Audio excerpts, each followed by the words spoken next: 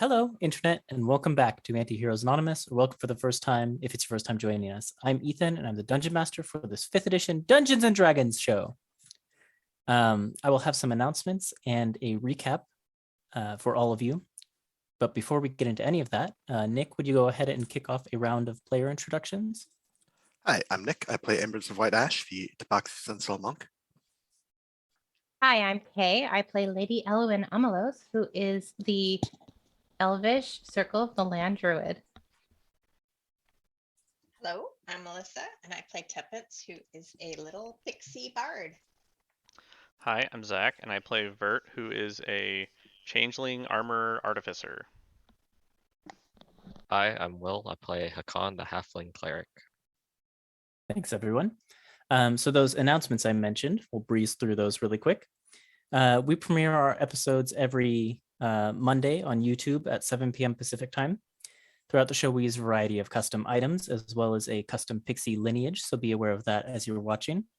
The character portraits, which you'll see on the info cards and kind of just all over the layout, were drawn by an artist named Krista Porter, who goes by @KristaPorter with 2 R's on the end on Twitter. If you need a refresher on anything in this campaign, we have a campaign wiki at World Anvil. You can check the video description for links and information to everything I just mentioned and more, including some links to Black Lives Matter and Stop Asian Hate resources. And then finally, you can follow us on Twitter at Antiheroes Anon. And we just hope you enjoy the show, share with your friends, and come back to watch some more. So without any further delay, let's go ahead and roll the intro video.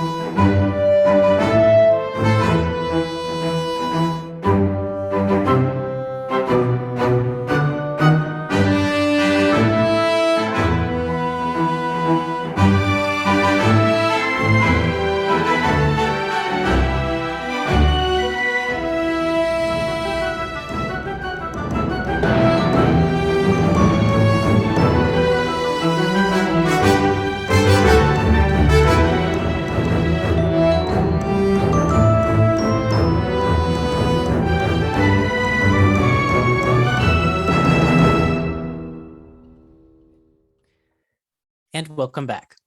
Previously on Antiheroes Anonymous, a blizzard forced the Silver Seekers to take refuge near a settlement called Twintowns. There they met a cleric named Hakan Anvilheart, who helped them stave off bounty hunters who were looking for Prince Vertinor, otherwise known as Rook. But the towns had a larger problem in the form of this strange blizzard weather, which brought with it cold, undead monsters that were menacing the towns. While investigating, the Seekers provoked the ire of one Albrecht Coldlake and his wolf cultists before sending him packing. However, that left the town of Rhymestrand a little bit defenseless, and so as night fell, everyone in Twintowns banded together to defend their homes from the undead horde. However, the problem is, despite the fact that they were successful, if the Seekers can't find a way to get to the root of the problem by tomorrow, they'll have to do it all again the next night. And so we will pick up there in the late hours of the night, probably around 12:30, 1 o'clock in the morning. You're standing atop the roof of the building where you chose to make your stand. Fires burning kind of all around you that you lit to aid in your defense.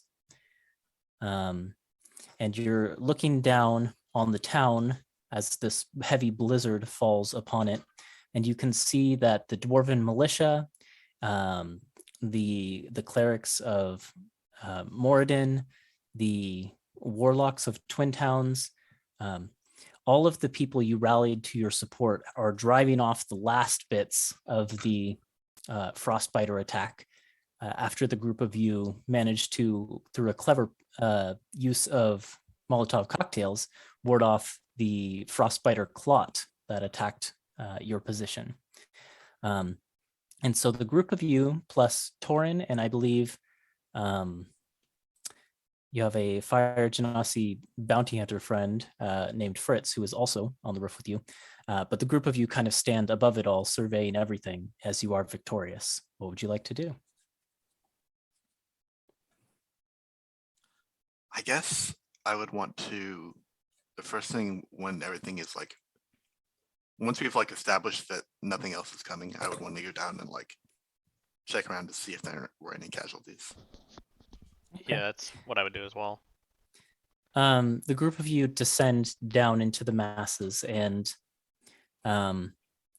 begin to sort of walk around the area where the fighting took place. And there are tons of these frostbitten corpses that were animated earlier in the night and that you were battling that now litter this kind of square area. There are a few casualties from among your numbers. A few members of the Dwarven militia. Gertie seems to be down, but you find out again that she's just pretending. Thanks to your preparation and your hard work beforehand, as well as the group of you defending the position on the roof and drawing the ire of most of the hordes, the casualties are relatively few. There's, maybe one or two. Wow. 3 or 4 tops. So the group of you managed to draw most of the monsters towards you, and that was a big help. Is there anyone that needs aid? There are a few people. There are not very many casualties, but there are a few. There are a lot more injured people, and it seems like the Clerics of Moradin, led by Hammer Priest, I think it's Warbin Coldlake, are already starting to run around and tend to those people. And in fact, I think Warbin would probably come up to you and look at the group of you. How'd all of you fare? Any of you looking injured? How we doing? Bert will look around at everybody, and I think everyone's pretty okay. They're pretty healthy, right? I don't think anyone's like... I'm all right. Okay, so then I'll say I think we're... Sorry? Ethan, can you move us to the map? I don't remember what my HP was at. Oh, I'll just... I've got like 2/3 of my HP left. I think. I'm Yeah. right about the same. So I'll say I think we're okay. I don't think Tuppy got hit at all. Yeah, I did. Or you did? I'm down to 19. Yeah. Okay. all right. Well, then I'll prioritize everyone else. And Yeah. the old dwarven cleric kind of he's walking away with like a little bit of a limp. You can see that he has an injury in one of his legs, but nothing life-threatening. And he goes off to tend to some of the other people. Torin comes up to the group of you and kind of claps his hand on Embers' back and just says in his loud voice, "We did it! We saved the town!" This is what I meant, Torin, when I said you could do more good coming with us and you could stay behind. I think I finally understand. If I'm perfectly honest, I was sort of doubting at my decision, for the first, after a little bit of traveling, but this felt good. Well, I'm glad you were with us. You were Well, essential. we might have to do it all over tonight. No, we're gonna fix it before then. Torin looks confused at that. You mean there were more? Apparently. Maybe. Well, all right. I suppose I can go about resetting the defenses here. We'll cross that bridge when we get to it, but let's try and get to the source in the morning and solve it once and for all. Torin kind of looks at you with wide eyes. Smart. This is why you're the leader, Rook. Like, am I? Sure. Thank you, I guess. And then Torin kind of goes over and puts like a hand down towards Hakan for the classic Hakan Torin hand grasp. Oh yeah, it's a great one. Probably the best that we've had. There's just like burning warriors intensity in between both of your eyes. Yeah. Oh yes. Wow, what a connection. You fought well, my small friend. You as well. We couldn't have done it without you. Leaping around all on the Kind of roof like, and stuff. puts one of his arms behind his head and like looks a little bit sheepish at that comment. Or we're still, shaking hands and Yeah. in a good embrace the whole entire time. Just not letting go.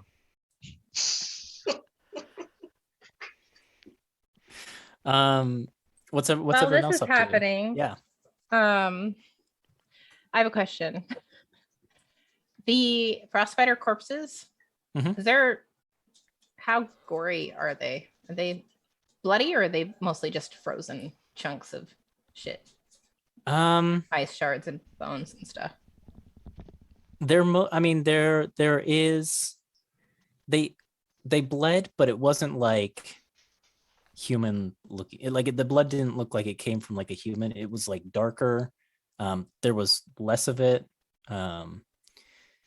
So yeah, a lot of it is like if Elwyn's trying to ignore the gore, she can pretty much definitely. Well, I wanted to kind of inspect some of the bodies to see what I could learn about them from it, like with my connection to nature or whatever. But if they're super bloody, that's definitely not going to be something I want to do. So the frostbiter clot, like the big amalgamation of frostbiter bodies that attacked, a lot of the bodies from that were just like separated, and they were just kind of like in frozen chunks of ice. So those would be the sort of least gory ones if you want to go check those That's out. where I'll start then. Yeah. Okay. What sort of things are you looking for? I don't know, just to see what I can learn about them, like about their physicality, or if there was what kind of magics maybe were animating them, or if they started out as human, and whatever I can learn.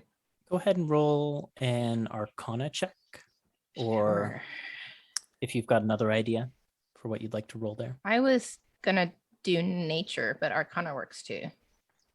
Nature would be fine. Teppy could go and help and cast Identify. I was gonna ask Tuppence for help with something too. Well, Identify is a different thing.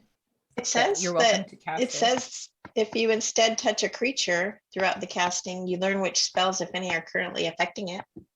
Yeah, I would say that Identify is kind of a weird case for this, but you could try it. You might get something. But that's not the same as like the help action, which would be giving me advantage, right? That would be a separate check. Yeah. Okay, well, let's just save it and I'll just help you so you can get advantage. Okay. Oh, excellent. That is a 23. Okay. So you find a chunk of, bodies that were kind of frozen together and were severed from, the rest of that, the larger amalgamation, at a place where it was mostly icy. So there's like no gore there. So it's the perfect place for Elwyn to start her research. And you have to kind of like maybe use some of your ice magic to sort of peel away the ice that is binding these creatures together. But once you get one kind of laid out in front of you, well preserved and primed for your inspection, you see the same things that you saw before. That these things, they're clearly humanoid in form.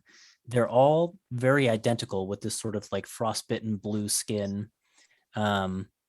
and sort of hairless features.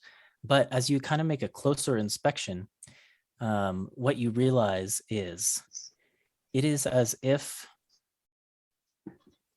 a human body was somehow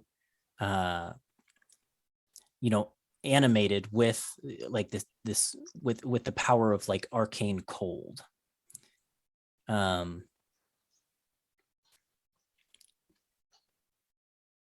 And the fact that they all seem identical gives you, you start to think about what that must mean, and you realize they must have been created somehow. So they aren't, the corpses. They aren't natural corpses. These were created and then somehow animated with, arcane power that skews to a sort of cold elemental side. Have I ever seen or read anything about this kind of magic before? Is it familiar at all?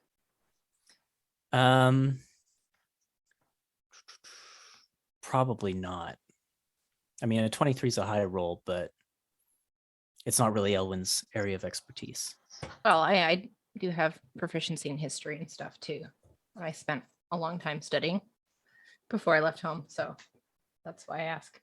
And with my connections to certain things. Yeah, this would have been more in the realm of expertise for one of your exes from your past, I think, than for you yourself. Fair.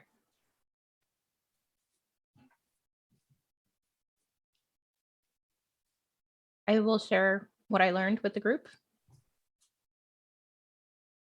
Say, well, whatever they are, they didn't come from underground. They were created by something. Since they're not exactly gnome or dwarf sized. That's true. So we'll just have to find whatever magic is originating these things, and it'll be easy, right? Maybe. Yes. Tuppence, can I get your help with something? Of course. And I think like Embers is gonna ask Tuppence to say, because it occurs to Embers that like this whole thing with these like mystery gnomes has been weighing on her. And it occurs to Embers that all the gnomes in town are in one of two places right now. So like this might be the best opportunity to talk to everybody in one shot. And to just say like, hey, if you've been hanging around the church, we want to talk to you. We're not mad. We just want to talk. We just But, want to like, know if you caused this whole apocalypse. We just want to know what you know. Like, she doesn't trust herself to not come off as like intimidating when she's not trying to. So she's like, can you say it for me, Tuppence?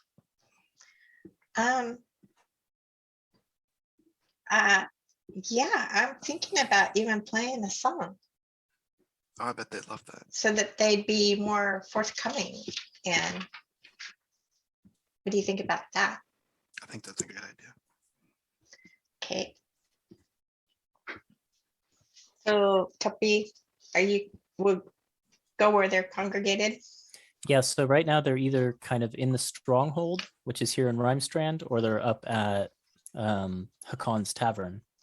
So you could, go to the stronghold people first and then go talk to the people at the tavern. It'll take a little while, but you Yeah. can definitely do this. Stronghold's closer. Can start there. Okay. So when we get there, I'm going to, for the first time, do enthralling performance because some of them will be charmed by me. And Can I do thaumaturgy on other people, or is it just myself? I'm not sure. Because I can make your voice boom or make it a lot louder. Well, you also, I will say, I'll check thaumaturgy, but even if it doesn't work for other people, you do have a makeshift amplifier device that That's right. Very created for you. Right, her stage. I think thaumaturgy pretty much has to be your voice. Well, I mean, you can make it be someone else's voice, but you're creating it. I see. Okay. So you can't use it as like a mic for someone else. Mhm. But you do have that amplifier. So you can set up a Tuppence concert, no problem. Let's do that. Embers can do the light show. Here we go. There once was a pleasant valley where Twintowns residents hailed. Glimmercairn's mayor was Talent, while Rhinestrand's leader was jailed. A merry band came traveling through, but a blizzard held them back. They found a friendly, warm shelter inside the bustling Broken Axe. Hakan told them of the rumors since he was betwixt the two. The seekers sought to remedy the strange and monstrous coup. Shrieks and howls rent the night air that once was so peaceful and calm. Can the party find the solution and provide the much needed balm? Little Tuppence and Embers make a dynamic team. They reach death-defying heights to help silence the scream. Mysterious Rook and Lady Elwyn are already a couple. Their arcane style of fighting is both frigid and supple. The land can now rejoice as the dreadful curse is lifted. All that now remains is for the rebel to be sifted. Yeah, I think when you first play that, you were just in the stronghold met with like cheers and applause, because Mayor Gilead Coldlake had just previously announced to the people in the stronghold that like everything was over, we all survived, and so everyone's already in a great mood. You come in and you play that, and it's just like people are starting to break out drinks from the cellar of the stronghold. And instantly it's just like the vibe is up 10 degrees. Let me take a look at this bard feature you're using. Enthralling performance. 4 creatures are charmed by me now for an hour. Okay, so you want to kind of target a few specific gnomes within the crowd.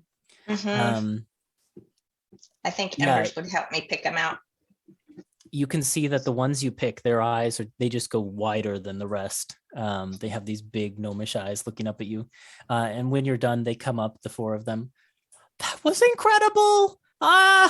You're so fantastic. We're your #1 fans. Oh, thank you. It's nothing. But here's my friend Embers. And we have a few questions for you if you wouldn't mind answering. Yes, yeah, of course. I mean, anything. Yeah. Yeah. How can we help? What is it? Go Embers. Me? Yeah, you could do it. Okay. They turn those They're big charmed. eyes up to you. Hi. We heard. So we're not mad. We just heard that some gnomes have been hanging around the church, and we wanted to know more about that. Do you know who hangs out around the church? They kind of all look at each other, taking this very seriously. No, I don't think that anyone from Glimmercairn ever goes to the church. I mean, for funerals and stuff like that, but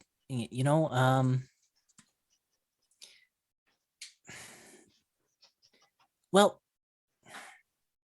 no, I mean, I can't think of anyone from town, but and now that you mention it, there were. Oh, how long ago was that? Well, it was a while back now. I mean, there were people saying they maybe saw some people who didn't look like Albrecht at the church, but I don't think it was anyone from town. I mean, we had a little town gathering that day. Everyone was there. No one was unaccounted for. Are there then gnomes who visit? Is there a gnome settlement near here? They shake their heads. No, I mean, Twintowns were pretty remote. The only people who ever come through here have to be, people who are coming through here intentionally, like traders and stuff who want to sell, to the villagers here. So, no, not really. Yes, I mean, If best they I can do here were, is if roll they an were insight check. from, yeah, go for it. It's not great, but 9. You can take advantage. I mean, Okay, because these people are very clearly charmed by Tuppence. And they're charmed. Yeah. Yeah. nice. Okay, that makes it 17. Yeah. I mean, you can see the effects of Tuppence's magic working on them. Mhm. Like they want to do whatever they can to like, get Tuppence to like them. And so they're racking their brains trying to think of, who this might be. And it seems like no one is coming to mind. They seem very sincere. And when you don't seem quite satisfied with the answer, they it looks like they get a little bit down, a little bit worried, and one of them replies, but you know what? We can ask around everybody in Glimmercairn, and we can try and figure out if anyone saw anything, or if anyone went over to the church for one reason or another. We'll try to find out for you. Can I? That'll help a lot. Can I just say, you said that there was a town gathering when someone said they saw the gnomes at the church, and you're sure that everyone in town was there at that gathering? Yeah, I think so. I don't remember anybody missing. That might explain a lot. Thank you. So, I mean, maybe it was someone from out of town. Maybe. I have a second. I think that like Embers is going to turn to Tuppence since I have a different suspicion. Okay, well, hopefully this was helpful. And Tuppy will pass out little picks that she uses for her instrument as little souvenirs and as a thank you. They're all tiny compared to everyone. It's like the size of a fingernail. Yep, little memento. Thank you for being so helpful. Oh, We this sure is so appreciate it. cute. Well, I mean, Teeny. there's gnomes, right? They're not too much They're bigger, small. right? I mean, they're size small, so they're a little bit bigger. Oh, okay. Yeah, I guess that's true.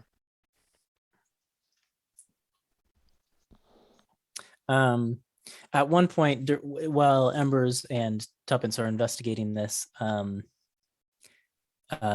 Gilead Coldlake comes up to the rest of you, Elwyn and Hakan and Vert, and kind of she's got a little leather bag in her hand, and she says, well, I've just been around and talking to everyone, and it seems like most of the town is okay. So truly, thank you so much for your help. We could not have survived this without you. I know that my son Albric caused a great deal of trouble for you, not to mention the trouble he caused for the town, but as a way of apology and as a way of saying thank you for everything you did here tonight, I've gone down into our little treasury. We don't have much, but these are, well, we've had these in the clan for a long time, and well, not much trade goes in and out of Twintowns, so I thought they'd be of more use to travelers like you. And she hands you the leather sack. Okay, I'll take it. Thank you. When you open it up, you can see that there are, it looks like 20 coins in there. And you pull one out, and it's a platinum piece. But even in the, it's kind of like the dim torchlight of the stronghold, you can see that it has this like iridescent sheen to it. These kind of like rainbow colors play across it. And she says, now those are dragon minted platinum pieces. Coins forged in the breath of red dragons in ancient times. I don't know if they make them anymore, but well, these ones are quite old. They should be worth more than face value. To the right person, maybe double even. Wow, it's very generous. Thank you. That's extremely generous. I can't help but feel a little responsible for what happened, seeing as we stumbled across the protections that had been set up by your son. No. You don't need to feel responsible at all. Do you have any idea where he might have gone? She shakes her head and says, no, Albric has been a loner for a long time. He was friends with Murdoch for a while, but their friendship kind of petered out. The only friend he had was Brotor, and with Brotor in the prison cells, I can't imagine that Albric would stick around, especially if the group of you gave him as thorough of a trouncing as I've heard it was. So I'd guess he's made his way out of town by now. Right. Well, I reckon the rest of us are going to rest up a little bit, and then we're going to try and get to the bottom of this whole thing. So you should tell everyone to rest as well and thank you for fighting alongside us, and maybe to be prepared just in case another wave comes tomorrow. I will, and perhaps I can send a few people with you to try and get to the bottom of this tomorrow, Whoever you or can whenever it spare. is we've rested up. We would appreciate it. Yeah, that'd be very helpful so we can put an end to all this. Especially if there's someone who's familiar with the cathedral. I'll send I know Murdoch your with son you. was, but He's probably the closest thing we had now that Alberic's gone. So, right, I'll tell everybody to get some rest, and then we'll have people go with you tomorrow. Okay. Thank you. Yep, Yes, and she kind of thank you. shuffles off. So those dragon minted platinum pieces, there's 20 in the bag. Yep. And they're worth double their normal value. Okay. So normally that'd be 200 gold, but it works out to 400. And then after Gilead walks away, from giving you that reward, Torin goes, "Oh yeah, that reminds me. Little mousy fellow back at the inn.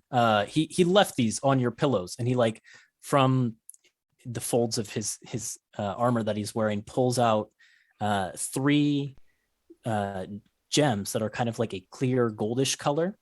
They don't shine as much as they did. They don't have like a actual luminous glow like they did when they were in their raw form, but they are now polished. No note or anything, but he on his way out, he's just said, I left something in their room, and so I went and checked it out, and these were on your pillows, so I think they're for you, and kind of gives them to you. Okay. Thank you. I'll collect those. Thank you. Those were the wish coins or something, right? Yeah, the polished wish stones. Okay. Got it. Yeah, at that point, I'll turn to Elwyn and ask, do you have any way to try and locate our good friend? well, I do still have the scroll. I'm not sure how successful it'd be. Huh. They'd have to be. I was telling you about that other spell that I know to locate objects. Right. It's kind of similar to that, I think. I wonder works if on we people. could. Is it possible to locate an object in his possession that we know he has? I wouldn't be able to do it until tomorrow anyway. Oh, okay. Never mind. I wasn't sure if you had anything left tonight. So. I didn't prepare that spell today. Oh, I see. That's all right. But yeah, I don't know what he'd have. I'm not sure either. But did he have one of those masks actually? You're muted. Muted DM. I did. I muted myself because, I had to burp, but I did that, and now we're good. So he did have one of those masks on him, actually. Yeah, I could try to locate the mask. But I do have the scroll of locate person. I do believe, doesn't locate object say that it Locate guides you, creature. or okay, yeah. I was just thinking in regards to the mask. I think it guides you to the nearest instance of an object like that. So if you said Could like be. wolf mask, it would guide you to one of the ones of people in the cell, probably. Right. Unless we get out of range. But Right. yeah, I do have the spell scroll that has locate creature. So I mean, I don't know it because it's higher level than I can cast right now. So it would be a roll to cast it. I don't know if it's worth trying that. Yeah, If we don't I even don't know. notice. I don't know if it's worth even tracking him down, to be honest. If he's out of town, then he's out of town. But if we were interested in looking at for him, I wonder if it's worth checking out those tunnels that were under the lake. 'Cause that's where he hid his treasure. Maybe that's where he escaped to. They're hard to get to. Oh, no, not once I found him. You'd have to hold your breath for a little bit, but there's a pocket of air once you get in there. You could all ride on my back or something if I transform again. But that could be a story or a check for another day. I think that if he's interested in this place or us getting revenge, he'll probably find us at the cathedral tomorrow. So we should be prepared for that. But if he doesn't show up, then he doesn't show up.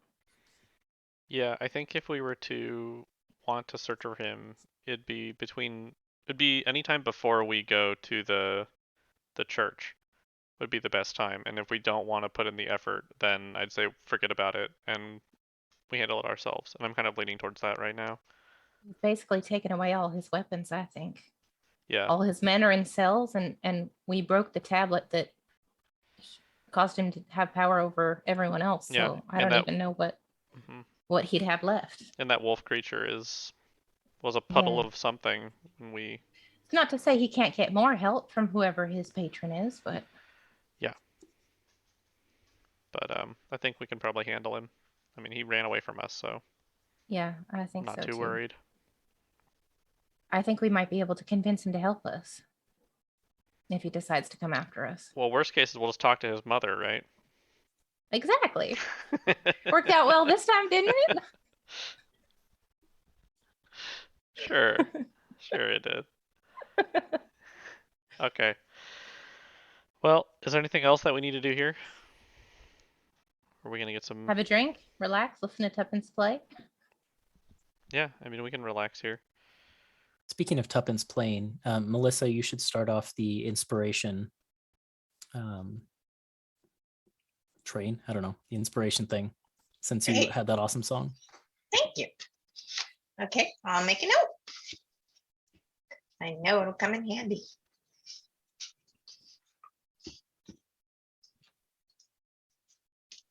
We could go back up to the tavern and spend the night there, I guess.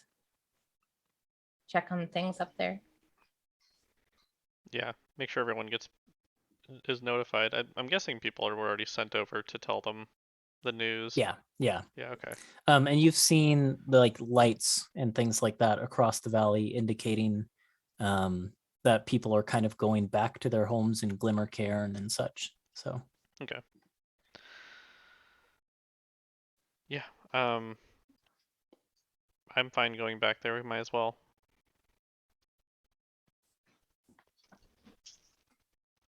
How are you feeling, Hakan? That was a lot. Yeah, there's a lot of things have happened. I'm fine with going back to the tavern, getting a nice long rest in, leave first thing in the morning. Yep. I think Good. that's a good plan. Okay. Well, yeah. I guess if no one else has anything to do here, we'll probably head back. okay. The tavern, it looks like everything's in good order. Nothing looks broken or anything like that. And like I said, people have been slowly clearing out of it. So it's kind of just back to the normal patrons for the most part. Not even the axe is broken. Not even the axe is broken. No, I mean the axe is always broken. Okay. So yeah, you're able to find a nice set of open rooms for yourselves. Hakan, you've obviously got your personal chambers there. And the group of you have a nice little rest and wake up kind of early. I mean, not too early in the morning because you were up late.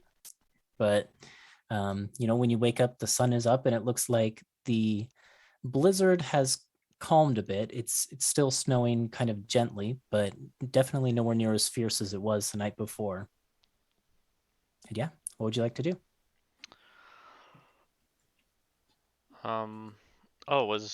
Did Fritz come back with us too? Yeah. Okay. Maybe I'll save that for later if he's going to be there. Yeah, he doesn't seem like he's going anywhere Okay, for the cool. moment. Yeah, I guess once we're all ready to head back out, we can probably head over to Cold Lake again and Rhymestrand. Yeah. And talk to Gilead. Okay. Yeah, when you head back over to there, Gilead has basically rallied. She's woken up Murdoch, who's going to be kind of your guide to the church itself. Though, I mean, as he's professed to you as previously, he himself doesn't know too much about the church, as well as a couple of those dwarven militia to kind of accompany you in that direction. Everybody else will be working on the preparations for tonight in case things don't go well with your investigations. So we need to, set the logs and things back up. Oh. Sorry. Kay, did you want that other magic item today? Yes, please. Okay, so I'm gonna change my infusions Okay. over the night, and what is that one called? Hang on a second. I'm assuming that it was a long rest. Yeah. Okay, cool. You want me to prepare locate object today? To try that or nah? I'm not sure. It's called Mind Sharpener, by the way, is the one I'm preparing. So Sharpener. yeah. So I have that and homunculus. What does the mind sharpener look like when you give it to Elwyn? So it has to be applied to armor, and so I would apply it to her robes. And My leather armor, by the way. Thank you very much. well, you have leather armor, and then you also have like a travel A gown, yeah, gown. Which would you put on the leather armor then? probably, yeah. Okay. What I would mean, that if look it like? has to be applied to armor. I'm not sure. What would you want it to look like? Well, we've talked about how Vert just has kind of like a supply of magical baubles that he carries around and uses for his magic, right? So maybe one of those has this ability and you kind of transfer the power over into Elwyn's armor. I don't know. Yeah. Trying to think of. I didn't think about that until just the second. Let's see. Maybe it would be like, what would it be? I don't know.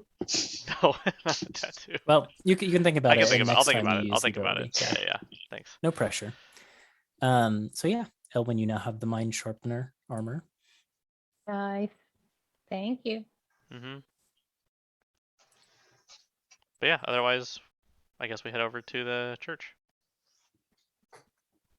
When you get there, the blizzard covered up the sort of track through the snow that the wall of flames had previously carved, and covered the rest of the graveyard with sort of a fresh layer of snow.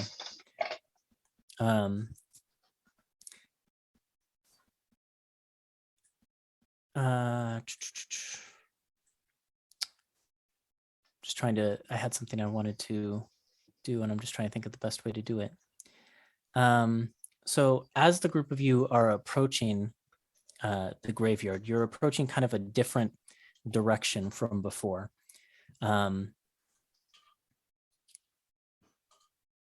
mind. I've got a better idea.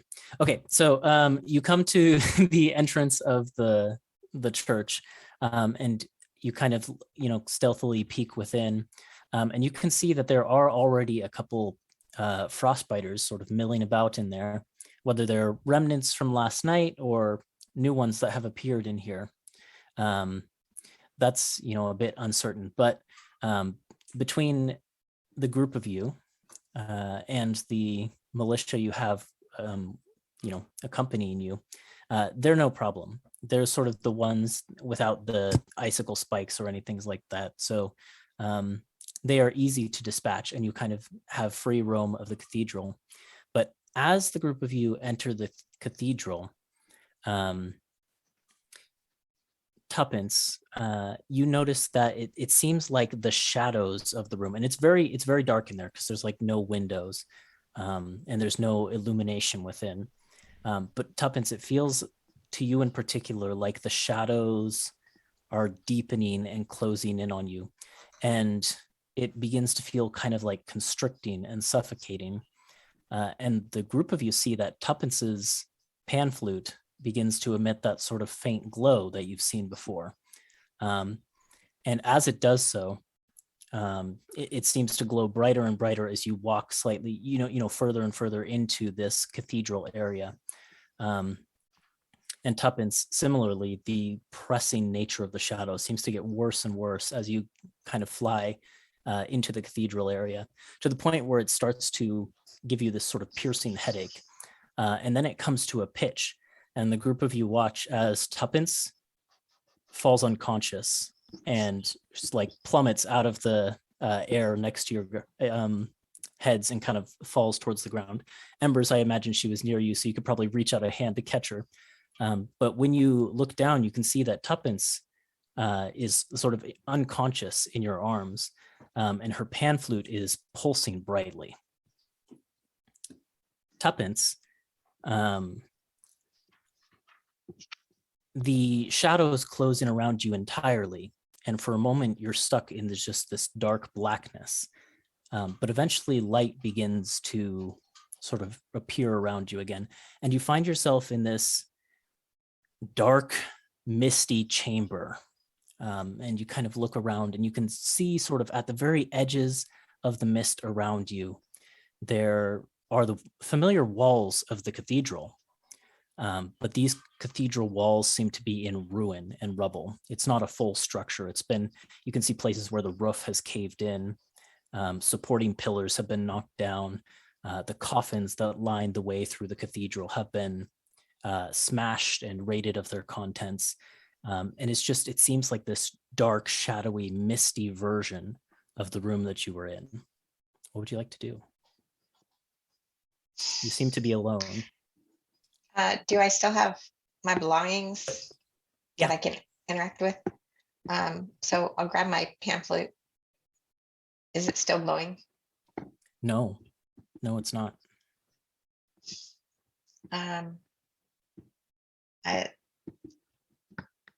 So I'd like to use it and see if I can talk to my mother. You kind of play a couple notes on the pan flute, trying to activate the magic of it through your Dirge of the Dead. And the notes seem duller, less full, just less impactful. And the magic doesn't activate. But after a few more moments of, sort of silence, after you kind of you take the pan flute down from your lips, you do see the form of something in the mist ahead of you. Something moving. Okay. Am I able to fly? Yeah.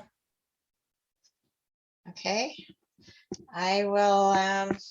So I'm guessing none of my spells will work in this weird place. So I can't probably turn invisible. You could try. But I'll try. Okay. You cast your invisibility spell. You don't have to mark it off your list, but it does work, and you can see your body turn invisible. And it's just in time too, because something comes flying out of the mist in your direction, as if in a panic, as if it's being chased by something. And it's just this blur of dull, muted color. And it takes you a second to realize what you're looking at is another pixie form.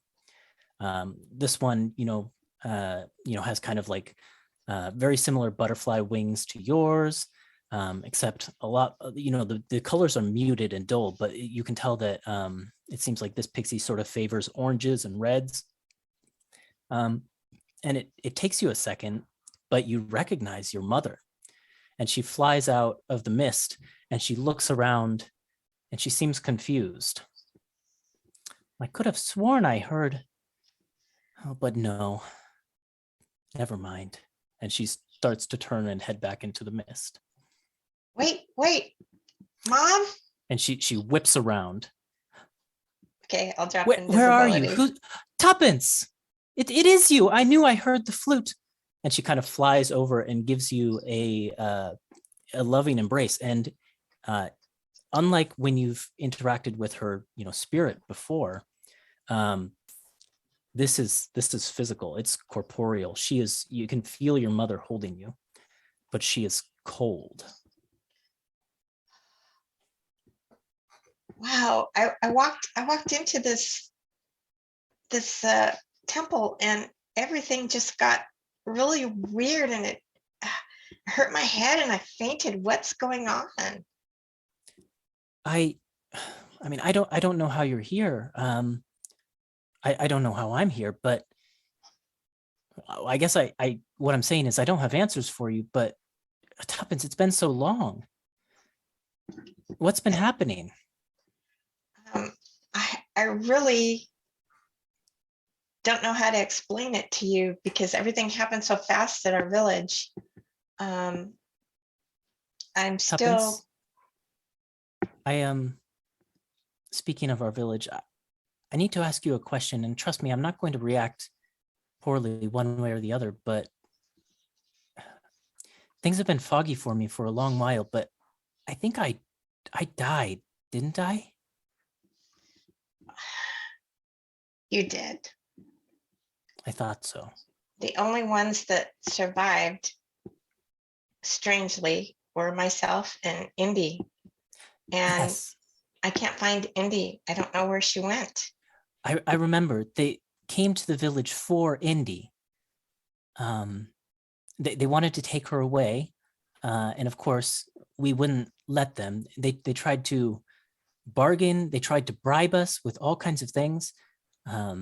They tried to convince Indy to go with them, and of course, when they threatened violence, Indy, she said she would, but we couldn't let her do that. And I remember, the details are fuzzy, but I remember we fought, and I was standing in front of Indy, and then there was this other figure, and I think I saw you flying up in the distance, but that's the last thing I remember. It was like an explosion, and I was pushed out of the realm. And so I found this group of people that I'd been traveling with until I can find some answers. I ran across a quickling fae named Thistle, but you know how they are. Yeah, always on the move. Yeah, trying to get help from them. Do you know? So did you see the person that took No. Indy? No, I didn't get a clear look, but they were tall. They weren't, pixies like us. They didn't say much to me. They mostly dealt with the Silent Run's elder, but Well, what could Indy have had that this person would have wanted? I don't know. But I do have an idea. Someone who might know. You remember when you were little, you met my old friend Zia Wild Dance? Mhm, vaguely. Yeah, it's from when you were a child, but you have this vague memory of meeting a satyr person who came to your village at one point to speak with your mother, and she says, well, Zia was the one who taught me how to play. They're the shoot, I have a title here for Zia.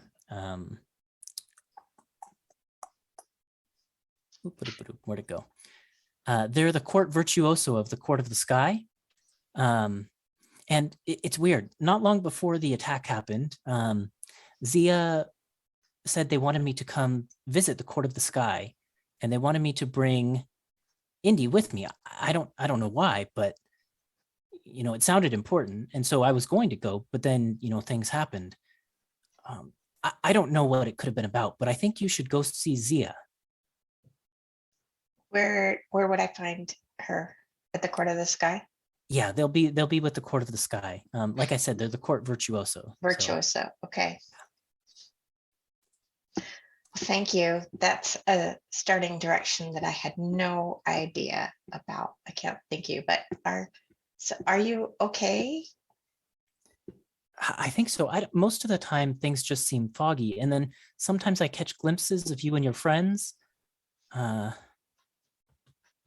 It's a little strange. I don't even fully understand how I'm here, but I'm glad I am, Tuppence. And she comes over and gives you another big hug. Thanks, Mom. I miss you so much.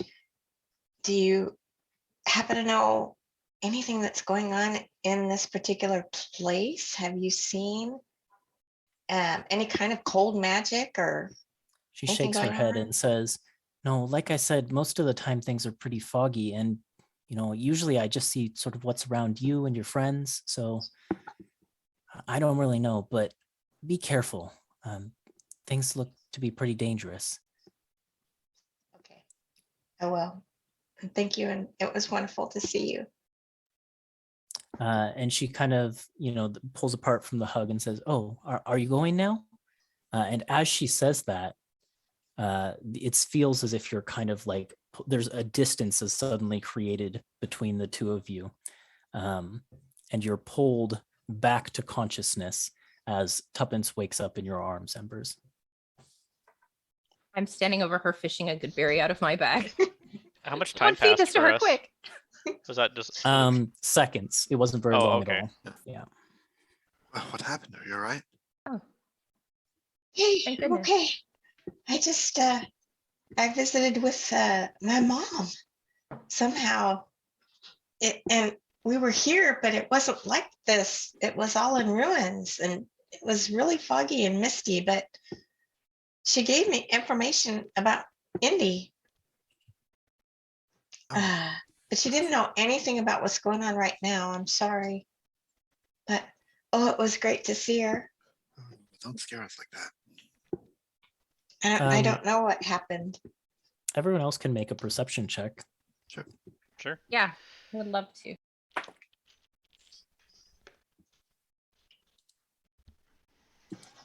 All right.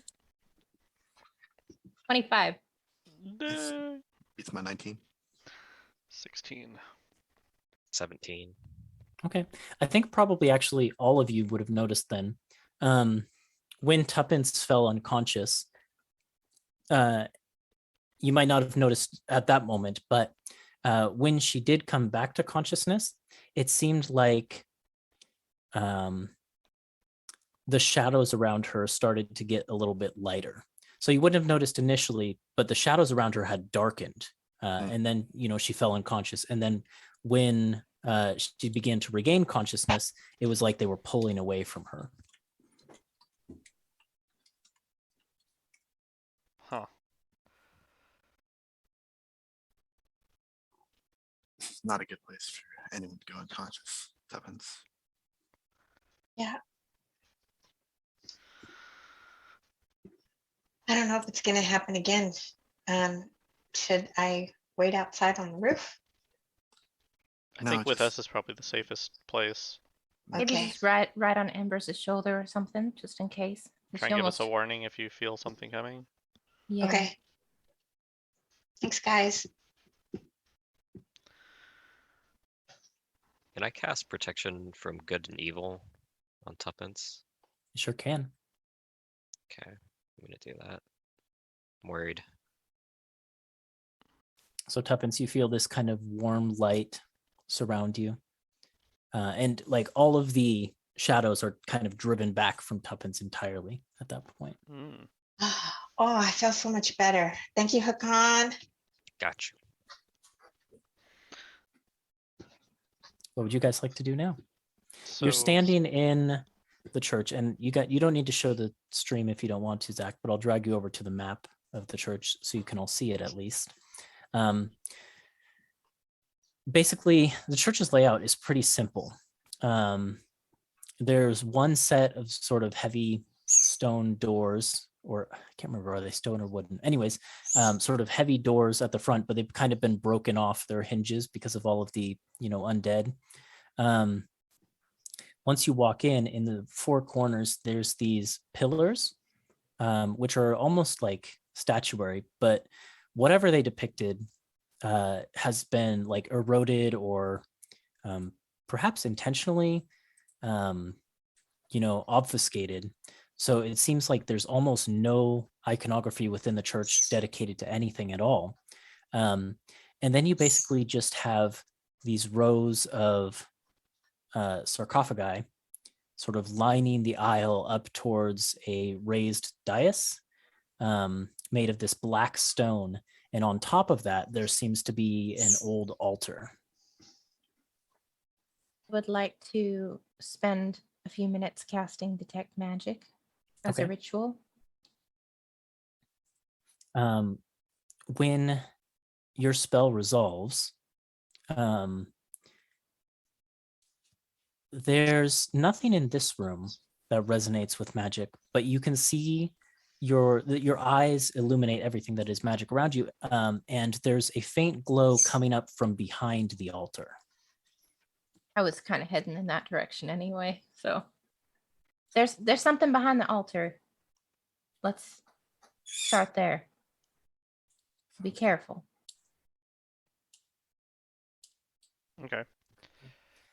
Elwyn sort of leading the way, you walk around the altar to the other side of it. And when you get around the other side, you can actually see that the altar itself is built onto a track. And so it moves backward and forward. And it's in its forward position, revealing a tunnel that goes straight down into the underground from this cathedral. And there is a metal ladder that climbs down that direction. And as you kind of, come around the corner, you can see that there is a glow coming up from beneath, but it backlights the form of a frostbiter sort of slowly crawling its way up the ladder towards you. And it kind of looks up at you. Back up. Whack it and- with my staff. No. Firebolt. Between the group of you, I think I saw Embers kind of like making the motion to like, it goes falling back down the ladder, and you can hear a crack, and don't see any more movement coming up from the bottom. So it's just this long shaft downward now. Well, I think we found where they're coming from. Who wants to go first? I'll go. God, you're funny. All right. Okay. Are you armored up? Yeah. Then after you. All right. So yeah. Oh, I will cast. No, I won't because I'm concentrating. Never mind. All right then. Well, in that case, Rook, as you descend downward, I would like to have Zach switch over to the Roll20 camera because I have a little bit of a dungeon map for you guys. Okay. You descend into this room lit by kind of faint bluish glows from various crystal screens around the room. The stonework of the room is dark. It's this black, dark stone, but the ground is made of metal. It's this cold metal, and you can see pipes and things like that coming into the room from elsewhere that seem to be pulsing with this kind of bluish, pale white bluish glow. And frost coal seems to basically coat these pipes. There's a set of doors at the bottom of a short set of stairs, kind of at the far edge of the room. But the main feature of this room is a cylindrical device that is connected. There's like all of the pipes and tubes and things like that seem to be ferrying this like pale bluish glow connect into this tube. And it is this cylinder, this sort of upright cylinder in the center of the room. And within it, you can see the currently seemingly unconscious form of one of these frostbiters. It's the same features, the same sort of pale blue frostbitten skin tone within this cylinder. But what is disturbing is you watch as basically its body seems to be forming. It was only partially formed, and so skin is kind of growing around bone and muscle. And then as you watch, this thing's eyes seem to be developed within this tube, and they open up with a sort of, there's like a bluish white flash to them. And as it kind of turns within this tube towards you, you can see icy spikes protrude from its body, and it begins to put a hand up over the top of the cylinder and haul its way out. We'll roll a quick initiative. Oh boy.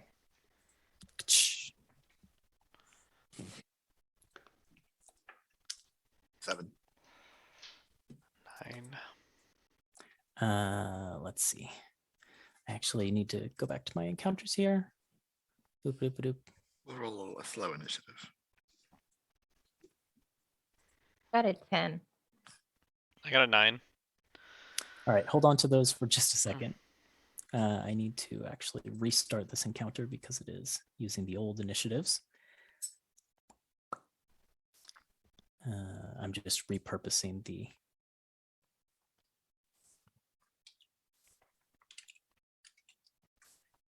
Oh gosh, D&D Beyond, are you gonna let me do the thing?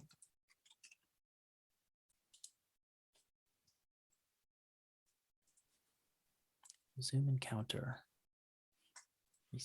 Restart? No. Oh my goodness. Okay. D&D Beyond is giving me trouble. There we go. We're good. Embers, how'd you do? 7. Elwyn? 10. 10. Tuppence? 13. 13. Fastest so far. Vert 9. and Hakan? Got an 8. Oh, Ooh, Tuppence first. Slowpokes. Did we get a Your 7, 8, favorite? 9, 10? Yeah, straight. We should get extra points for that. You get points in my heart. Awesome. This creature pulls itself up and out of this cylinder and basically alights on the ground. And as it does so, frost kind of swirls around its feet. And it moves directly over to Embers. Actually.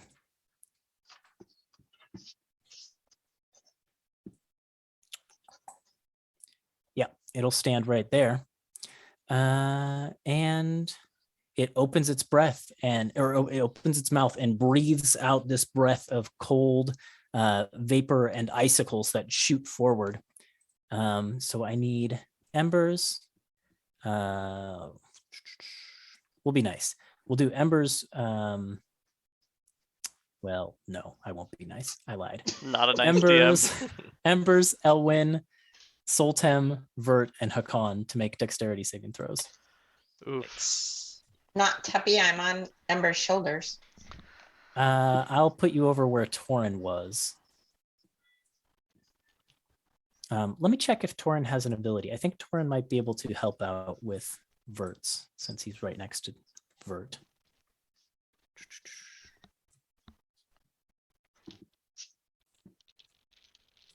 Forgot to put Torin in the initiative. We'll just make him go at the end.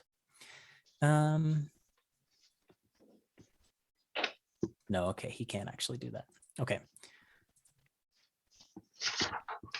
Cool. How did Embers do? Slow initiative, the quick where it counts. Okay. Then who else was it? Elwyn 21. and Hakan, got a 13. 13. Vert, Also a 13. and who else was in the list? Soltem. 16. Okay. Those of you who got, oops, I'm looking at the wrong stat block. Here we go. 13 or higher. So I think that's pretty much everyone, isn't it? Yeah. That's Mhm. everyone. You take 9 points of cold damage as this thing just breathes frost and icicles at you. So half of 9 is 4. Yes. Okay. A cold resistance coming in handy. Yeah. Tuppence, what would you like to do? Well, Soltem's gone. Oh, Could he have been like flying and not get hit by that? Like, all right, whatever. That's cool. Okay, Tuppence is going to real quick cast Mantle of Inspiration.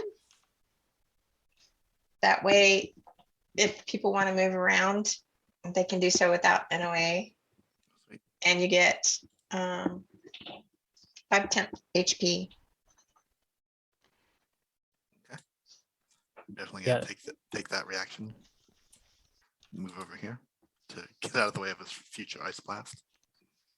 Does anyone else want to use their reaction? To move? Yeah. Do we get to move our whole movement? Yeah. Yeah. Then I'm just gonna go over here. Oh, it doesn't provoke OAs. I forgot about that. Nope. Yeah. Yeah, I can go over here. Get in his face. So Tuppence kind of bursts with this fey magic, giving you all the moment of inspiration and speed you need, and the party just kind of instantly forms up in the ideal formation around this creature. Beautiful. What else, Then- Tuppence? Then I'd like to cast Bane. Okay. It's a charisma save on its part. It is a charisma save.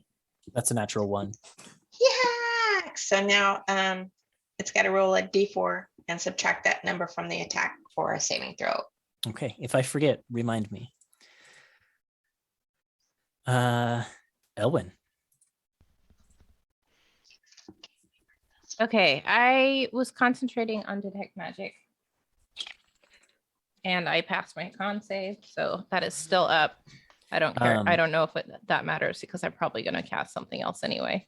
While you have it up, I'll say that a lot of the things in this room kind of have a faint magic aura. The cylinder in the room where this thing was growing definitely radiates with a magic aura. You can see that all of the pipes that pipe into it seem to have a bit of a glow, but it's more like what's within is glowing probably than the pipes themselves. Right. And there's Can various I- like machinery and things in here. Some of them have like these crystal screens that have a glow to them with your magic eyes. Can I follow the pipes out of the room? Like, can I see the glow of the pipes going past beyond the room, or Yeah, are the walls so- too thick? It pretty much, well, the walls are too thick, but you can see that the pipe goes into the wall here. Okay, I don't really need detect magic for that. Yeah. Fuck me, I was not ready to go. Okay. What spells did I prepare today? Shit. Yeah, I mean, this thing. I think. Ooh, this tight quarters is not good for my spells at all. I think I'll just frostbite it. How is Okay. everyone's health looking? You're okay so far? Yeah. I have a party heal at the end that I can do. So I think Okay. I'll be Okay. Yeah, I'll just frostbite it then.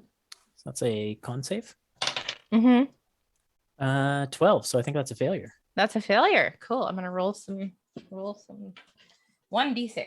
You won't be surprised to learn that this thing has resistance of cold, but Yeah. Well, I'm more interested in the effect. So that's 3 cold damage. okay. But it'll have disadvantage on its next attack roll. Which is the important part. Yep, that's the important part. Before the end of its next turn.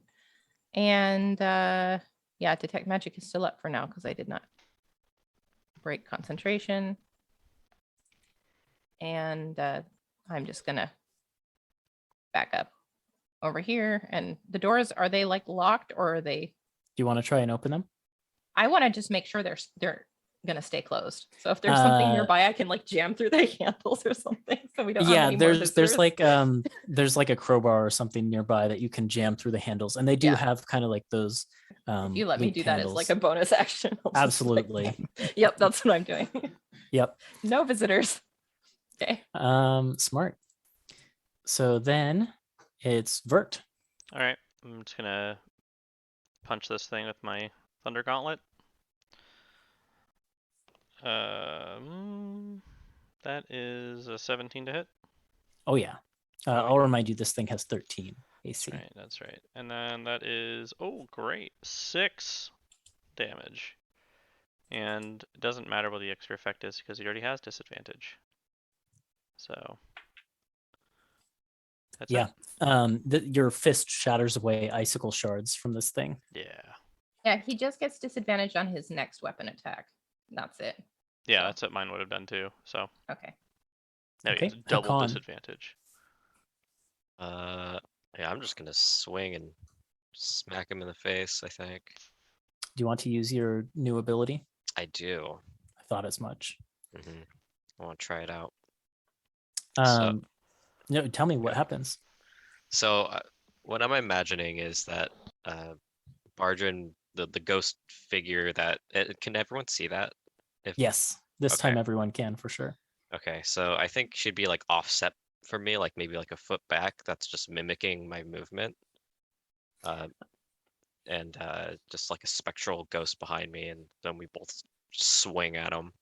Yeah, so the group of you can see that as Hakan kind of pulls the hammer out and begins to swing with it, as a couple of you have glimpsed before, this spectral form of a dwarven woman, it looks like she has these, lean muscles from her time, at the forge blacksmithing, kind of joins with Hakan in swinging the hammer, and you get advantage on your attack. 15 is good. Oh, max damage. So that's 14. Oh, snap. Yeah. And as the hammer kind of collides with this creature, all of you hear the dwarven woman say, "And take that!" as she kind of slams into it with Hakan as well. Teppy waves. Oh, you can see me. Well, that's new. Interesting. Can you hear me? Alright. Can Can I? Yeah, they can. You can. Yeah! Go, Bargin! You could just see like this look come over her face, like she's just like on the verge of tears. I haven't talked to anyone but Hakan in years. Wait, now's not the time. She looks back at this thing. Cool. Embers. Oh, okay. Yeah, I'm going to, with the safety of this device between me and the thing, I'm going to let loose 2 radiant bolts. These are both hits, both 17s. Yes. Why do I always roll the exact same things all the time? It's very weird. It doesn't mean advantage doesn't do you any good, but neither does Yeah. disadvantage harm you. So That is a 17 radiant damage. wow. Chunks of like ice and stuff go flying off of this creature. It's already looking bad. Elwyn, you hear the doors rattle. Something on the other side tries to dear. get through. We're about to have some company. Can you roll me well, actually, it would just be the crowbar, not your strength. Yeah, because I'm not holding it. However, they didn't roll very well. Yeah, something like the door rattles, things push on it, but nothing comes through. The crowbar holds. We're about to have company. Oh, You better wrap that up over there. The creature that came out of the tube gets its turn back. Doesn't recharge its icy breath, so it will just make one attack. Who's it got next to it? It'll just go for one at Hakan and one at Vert. We'll do the bite against Hakan. Disadvantage. And Bane. Bane. And Bane. Okay, so we'll see if we can do worse than we've done. Yeah, okay. A 4 minus 1. That's not very good. And then a regular attack, not at disadvantage, It but with the should still Bane. be a disadvantage. Oh, still a disadvantage. I missed what the first roll was. Okay, so that was a 3 on the dice, minus 4 from Bane. This thing is just falling apart now at this point as it is swinging at you. It got one good attack, and that's it. Tuppence. Okay. So Tuppence is going to look at it and say, if your brain exploded, it wouldn't even mess up your hair. Vicious mockery. It's completely bald. It has no hair. Exactly. Do I need to make a save? Wisdom? That's a failure. It's wisdom. Mhm. And I think it also had a D4, but I rolled a 6 on dice. So Okay. So 24. And it gets another disadvantage next time with this. And so it gets 3 psychic damage. A little chunk of its head falls off. Its hair falls off. Anything else for Tuppence? I think I'm going to give who comes after me? Ellen Bardic Inspiration. Oh, Okay. Elwyn, you're up then. oh my. Oh boy. Oh boy.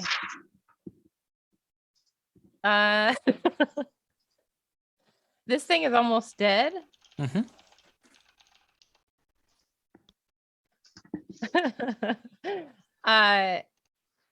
I'm gonna hold an action.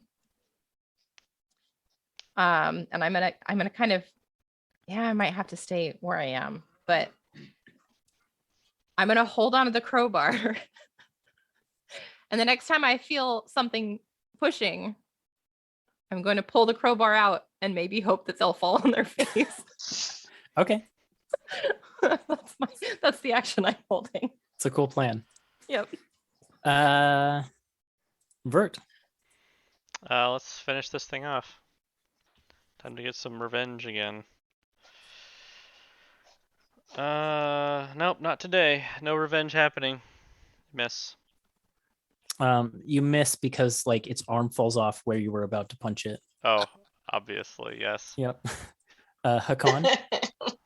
Just gonna finish this thing off, yeah. Don't say Don't that. jinx it. Bargerin looks down at you and says, "Let's do this, Hakan." Yeah, it's a hit.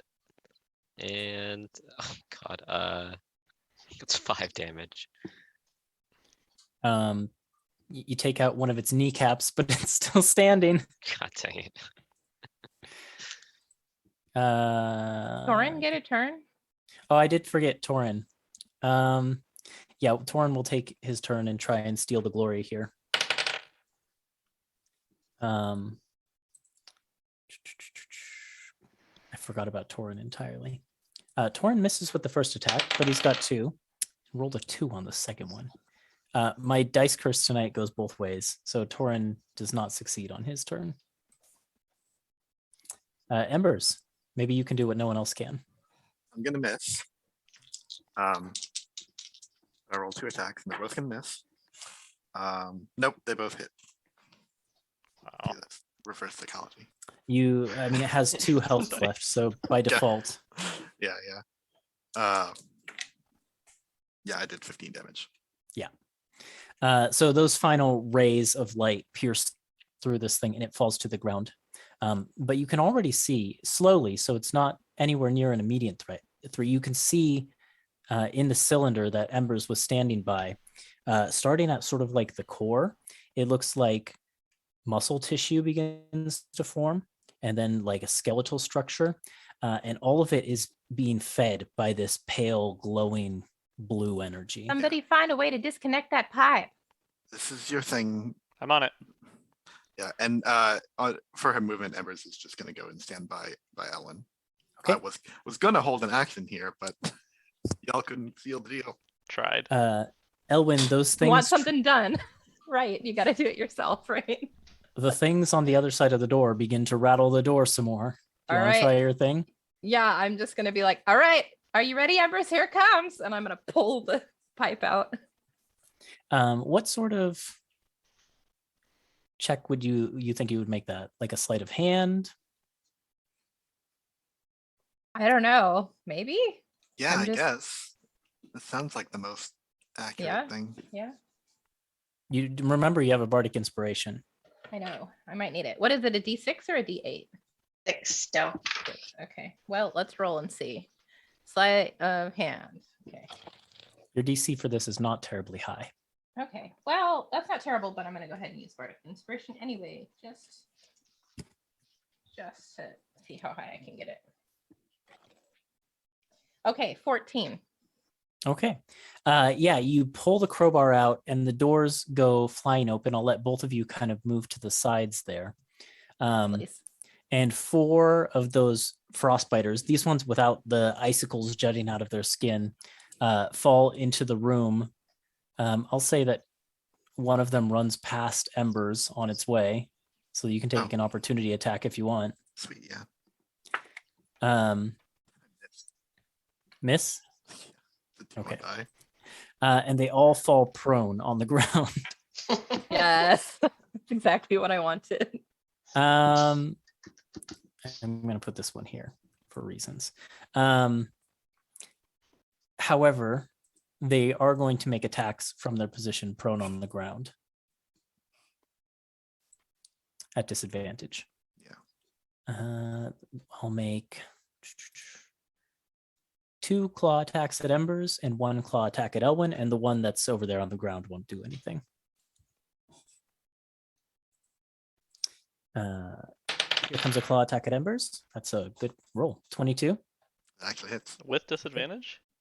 Oh yeah, disadvantage. Duh. I was gonna say. It's not much worse. 19. Hits. Okay, and then the other claw attack against Embers at disadvantage.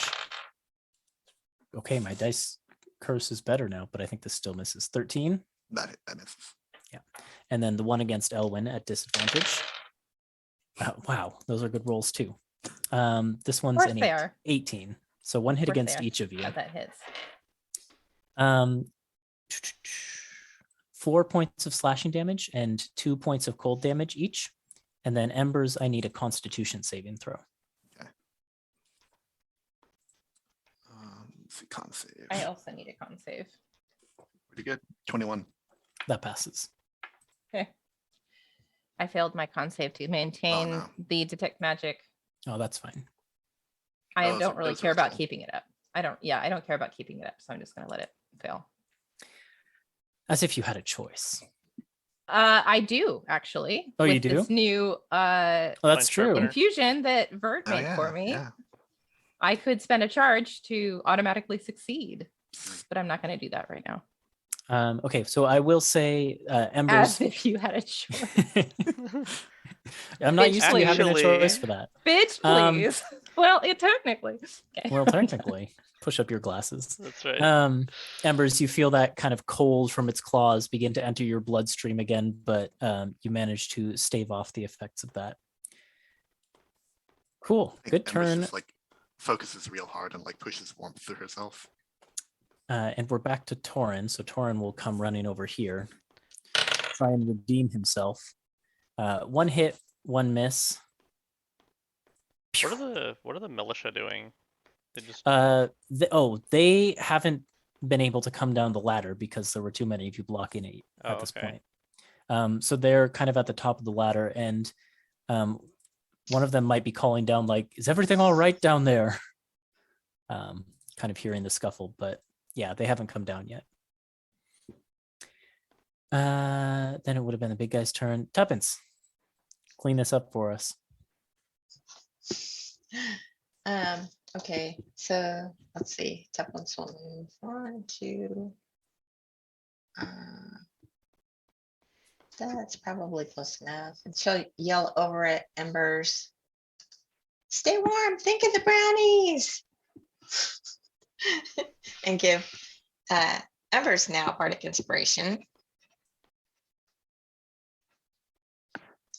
Okay, and let's see. So there's a lot of them.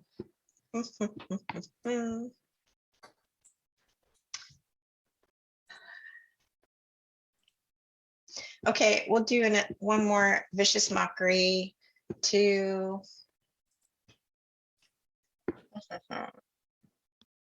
the one right next to Torin. It fails its And- wisdom save, and you mock it to death. Wow, what a way to go. Very impressive. I think I'll hire you out for children's parties. Its head explodes in ice shards. That's it. Okay. Elwyn. All right. Let's see. If I move here, Yep, I can do a cone and not hit Embers, right? that's true. And get these two. Yeah. So I'm gonna do that.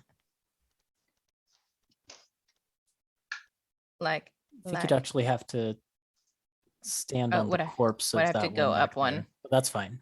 I'd leave his threat range if I did that. Oh, Torin have advantage on his hits. Oh, they're Would he prone. have? Oh, they were prone. Yeah. Okay, so he would have hit the other one. So Nice. So there's only one left. we'll take out one of these. Oh, well, in that case, I can do a cone from right here. Doesn't matter what direction I do it. Yep. All right. Yeah, frost fingers. It's a failure on the save, Nice. no matter what stat it was. It was con, I believe. So that one is Yeah, just it's con. frozen solid, unmoving. And Oh, you you're can not even gonna make see- me roll. Well, they were That was 10. minions, so 10. you can see the area behind them seems to be well, now like the desk that is immediately in front of you is kind of frozen over with frost, but you can see it looks to be like a small reading room, study type of area. You can't see too much because there's like low walls separating different areas in here, but it looks like this room was designed for a number of people to kind of read and study. No and sign of any things- more of these monsters in this room. No, things are quiet now, so we can drop out of Okay. initiative. Yeah. You hear a Okay. voice come from above. Is everything all right down there? Rook, Yeah, can you- Yeah, can yeah, you we look got at it. This machinery. Yeah, I'm gonna now that we're safe for the moment, I'm gonna look at this, equipment that we're next to. What do you want to make, like an Arcana check? What are you hoping to do? Yeah, I guess decipher how it operates and if I can find a way to turn it off or at least identify more about it. So Okay. what would that I be? have something I want to do while he's doing that too. I'd say you could make an Arcana check or a Tools check. If I do tools, is that just adding my proficiency or is that adding? Yeah, your intelligence and proficiency. Let's do that then. Okay. And this would be like a combination of Tinkerer's tools and like Alchemist tools and all the ones you're Yeah. proficient in. Ah, natural 20. Didn't even need it. No, that's Okay. That's 26 if you need it now. It's pretty clear to you that the energy to power this machine is coming from, this pipe here that goes into the wall. Okay. And it, unlike the map here, where it looks like it disconnects here, the pipes and tubes actually connect to this sort of cylinder thing here. And it looks to you like the energy or substance or whatever is being piped through these tubes is powering and infusing, powering this, this cylindrical device and infusing these creatures that it's growing with some sort of energy. Okay. Are there valves to turn off that source? There's not valves, but the pipes, I mean, they look breakable, or you could dismantle one with some of your tools. With my check, do I think that's a safe option? You could also, if you wanted to, you could attempt to, you rolled a natural 20. Yeah, okay. There's no valves, but you could use your tools to create a pinch in it or something like that. Oh, okay. That would cut it I off. had an idea too about that. Sure. Okay. I was inspecting the cylinder. Can I see where the pipe is pumping this liquid into the cylinder? Like the opening on the inside? There's actually a number of pipes that sort of connect to it. I see. Some connect at the bottom of the cylinder where it's got this kind of metal base, and then some connect more to the sides and pipe energy directly into it. How big is the cylinder? Would it fit into a 5 foot cube? Tall. Not the whole cylinder, but if you exclude the base and the top of it, yeah. The Sure. top, the part that's filled with liquid? Yeah. Okay. Hakan, I might need your help with something. Can you come over here? Sure. Yeah. There's already a creature forming in here, right? Yeah. Can Slowly, you take very that thing out? slowly. Can you just take that thing out? Sure. I'm good at that. Get it out of there. You want me to Just- pull it out or just Yeah, kill just it? get it out of the liquid, please. Have a mage hand. Sure, you know what? It's I probably a don't little know. too big for a mage Yeah, hand at this that's what I point was already. thinking. but- Okay. Yeah, I'll pull it out. Okay. As you reach in, can you make for me a Oh, God. Constitution saving throw? Guidance. Oh, guidance doesn't help with saving throws. Never mind. Con saving throw. A con saving throw. Inspiration Oh, it's pass. saving throw. I got an 11. Oh, one shy of what you needed. Inspiration passed. From Oh, do you Tuppy. want to take advantage using Yeah. Take the Uh, inspiration. the inspiration? Sure. Thank you. That's an 18. Okay. So instead of 6 points of cold damage, you take 3 points of cold damage. As you reach your hand in, it just like frost crystals begin to form on your hand as you, it's like sort of liquidy, but like it's not water. Whatever is in here would have frozen if it were water. But you reach in and you grab onto this mass of flesh that is beginning to form in there and pull it out. Gross. Yep, disgusting. But it's I've- now flopping on the ground. So I've Well, heard you of can kill piping it or- hot, but piping cold? All right. Well, you can kill it or whatever if you want. Okay, so if this is not water, then I have a different plan, but I'm basically going to try and focus on my staff, and I want to just fill the whole thing with ice, create an ice object that just displaces all of the liquid in there. So I'm like, everyone Interesting. stand back because there's going to be a little bit of a mess, and just fill the whole 5-foot space or whatever, block all the holes if I can Okay. with ice.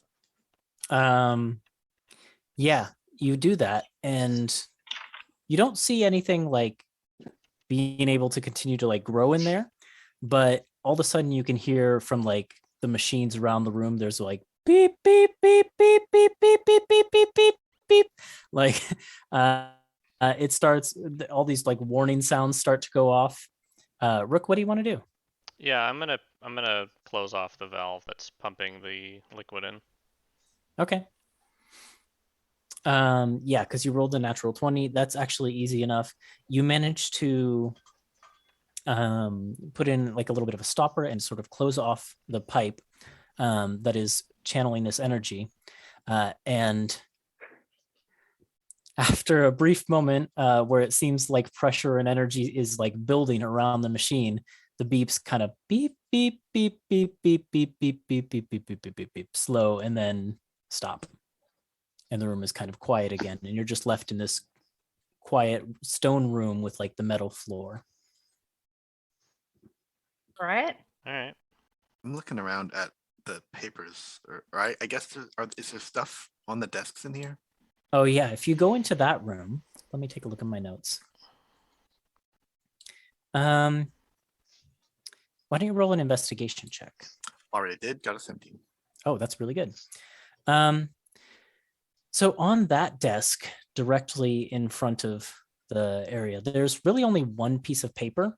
It looks like there's stuff, in the other areas of the room, Mhm. but on this desk, there's only one piece of paper. And let me check my notes on what it says. It looks like there's, I think what Embers would recognize as like a list of spells, and then like weird random objects, sort of in opposing columns. And in between them, there's like a group of letters that just kind of are in between the two columns. And at the top of the paper, it says, "Read untouched to open the way." And I will briefly draw you over to a different place. No. This is what Okay. you're looking at. Oh. While we're looking at this, I'd like to discern one other thing in the room. Sure. We don't have to go back to the other map, but so on the like terminals or whatever there's that's used for like operating, I wanted to read like any like labels or anything of interest that might help direct us to either,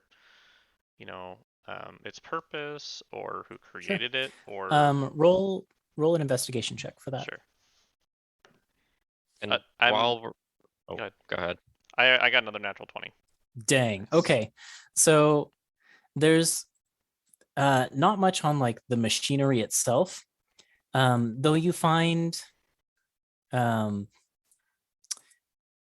no, the machinery itself is pretty generic, but one of these, sort of like glowing crystal screens, you actually find a way to kind of like interface with it. It has this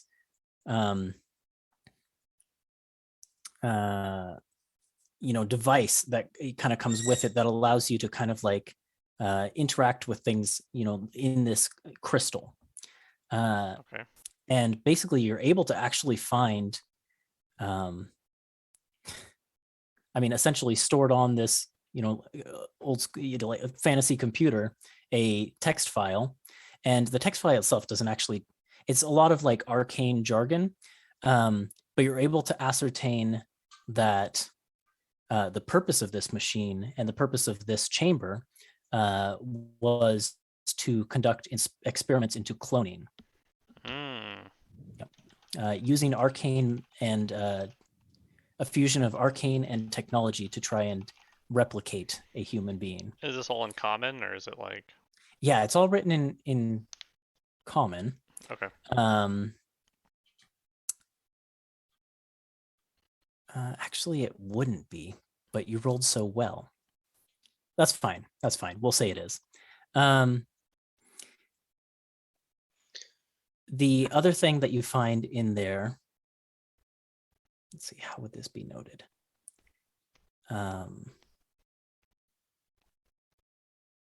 I lost my train of thought. I think that's it. That's all you noticed. Okay.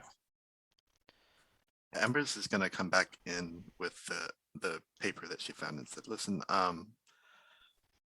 this is spell stuff. The four of you want to look at this? I think that these are spells, right? Ice Knife, that's a spell. Review memory, Yeah. I know that's a spell. I don't know what relationship they I have take to it. this other thing. But it Oh, said well- read untouched.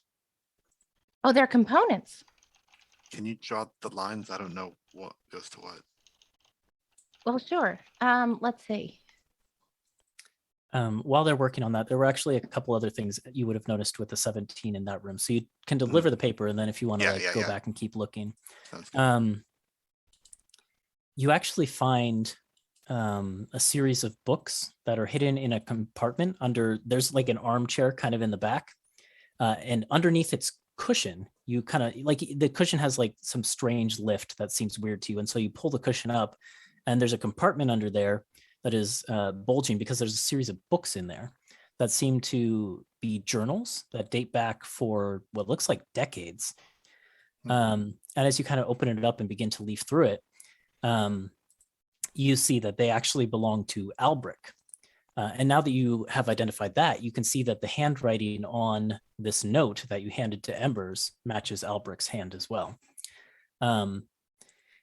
And as you kind of leaf through the journals, there's a lot here, and a lot of it's not important, but the sort of things that the story that you see come through is that when he was a younger dwarf, was tending, his undertaker duties, which were still at that time fairly new around the church. And he caught a group of, shady individuals who he didn't recognize from either of the Twintowns snooping around the church. And it seemed like they were very hostile. And so he talks about how he feared for his life at first, but how he managed to, convince them that, he wasn't gonna, tell on them or anything like that. And, he was gonna let them do their business and they didn't have to hurt him. And so he let them do what they came to do at this church. And it turns out they essentially wanted to set up this facility underneath the church. And this journal that this section is in is about 30-ish years ago. And he talks about how they kind of like let him watch what they were doing and like be involved with like keeping them secret and things like that. And eventually he was able to discover that they were actually mages. And so he asked them to teach him. And a few of them kind of they weren't like terribly nice to him, and so they didn't give him too much time of day. But they tried to teach him a little, and it never really took. But at one point, about 5 years after constructing this facility, they all disappeared, and they kind of abandoned it. But they left behind some books on magic and stuff like that. And so he tried to continue teaching himself, still to no avail. And there's a section where he talks about not being able to find what he calls a key crystal that opens some door at the back of the facility, so that he could go deeper and investigate what the mages referred to as the Nexus, something he'd never seen before. And he talks about maybe if I could find the key crystal in this facility and go find this Nexus, then maybe I could figure out what they were doing, and I could unlock some power for myself. Fast forward several years, until about 10 years ago, he talks about an incident where he fell into one of the graves he had just dug, and was like knocked unconscious. And while this happened, he had a strange nightmare about meeting this creature he calls the Great Beast. And he describes it as having the wings of a bat and a snake's tail tipped with the stinger of a scorpion. And all of this took place in this like strange shadowy realm. His writing here gets a little bit erratic because he doesn't fully understand what happened to him. But this entity gave him the magic he had craved. And he talks about how he felt like he had to hide it from the rest of the town. And so he kind of kept to himself in the graveyard. There's a couple, excerpts where he talks about conversations with this entity. And eventually that entity sent him Zal, and the two kind of hung around the graveyard together. And the journal entries kind of stop right about a month ago when all of the bad winter weather started.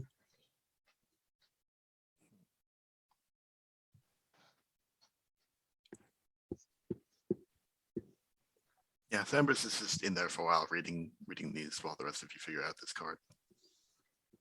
Embers is the only one here who knows no spells. The only thing I'm turning about the letters, flame track Venus. That's what I get out of those letters. Happy, you What is- cast invisibility, right? What kind of components do you need for that? An eyelash encased in gum Arabic. Oh, Then while we're doing this puzzle, I'm gonna use Prayer of Healing. Just top everyone off.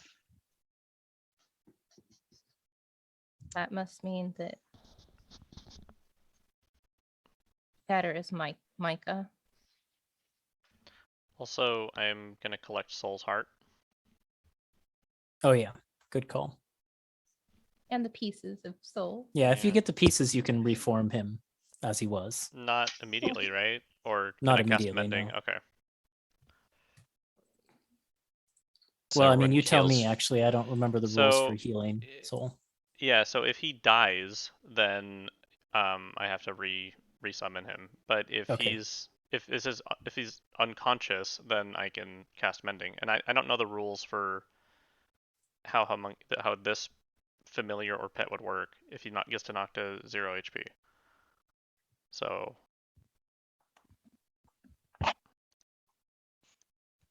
Let's look it up. Everyone heals for 15, by the way. oh my gosh, that's so much. That's a lot. Yeah, thank you. Thank you. I don't think I got hurt. Nope. That's unusual. So yeah, once Embers is finished with the journal, she'll come back and say, I found a bunch of things that Albrecht wrote. It's all about the creation of this facility. Seems like it was maybe, he doesn't name them, but it sounds like maybe a Thimblefoot operation. Gnomes founded this place anyway, Oh, not from Glimmercairn. interesting.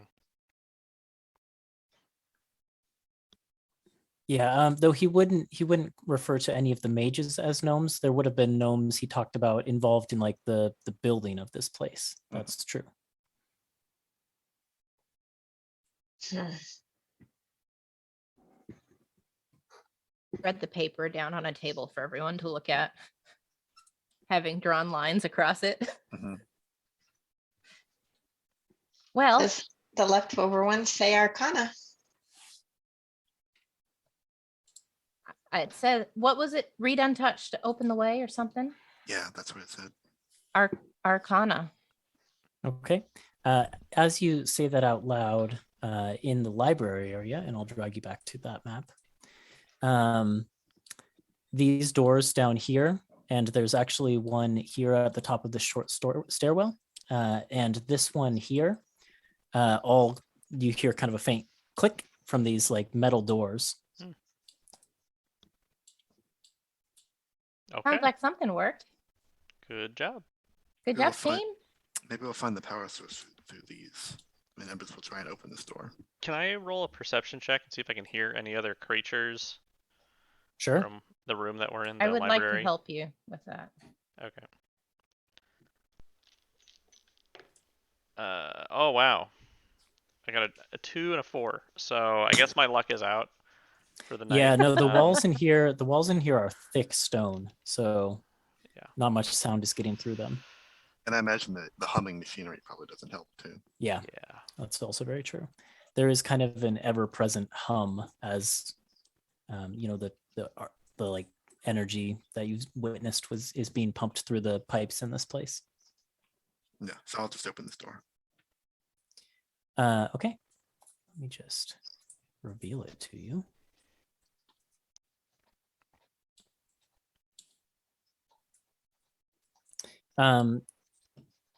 You come into a room that seems to be like an assembly workshop. You kind of jump as it looks like there's a figure standing in the corner over here, but you realize that it's completely inanimate, and it seems to be the body or perhaps never used shell of a warforged figure. Though this one is actually larger than the average warforged build. Other than that, most of the things in this room, there's like this table here in the center that has like tools and things on it, the sort of tools you've seen Vert work with. This looks to be like a assembly line, like it's a set of rollers that seem like they would push something along. You can also see at the sort of above the room, there's a little bit of a gallery area with windows that look down onto this room itself. But you don't see a way into that from here. It's probably that other door in the library. There's another door here at the far side, another set of metal doors. And you can see more pipes and things like that connecting to this room here. Does the Yeah. Warforged have like a tank that's going to get flushed into his head? No, it doesn't look like it. Okay. Yeah, I think I would just ask Rook as he came into the room, does any of this look like a power source to you? Or does it look like anything to me? Any one of you can roll a history check if you want. Yeah. Sure. Sure. Did you decide on what Soul's condition is? So it works like any of your other infusions, which I think you do at the end of a long rest, So, right? so you were saying he's technically dead, right? Like Yeah, until you have he's another long rest. I 0 think. HP, he's dead. Okay, not unconscious. Okay, got it. That's fine. But you can rebuild him and he'll be just fine. Yeah. Yeah, So, yeah. It just takes a long rest. Okay. Just to remind Embers, you still have a Bardic Inspiration. If you Oh, thank you. need Who it for has anything. the inspiration? No one has it right now. Hakan used it. Yeah, so Hakan can pass it to someone. Let's give it to Embers.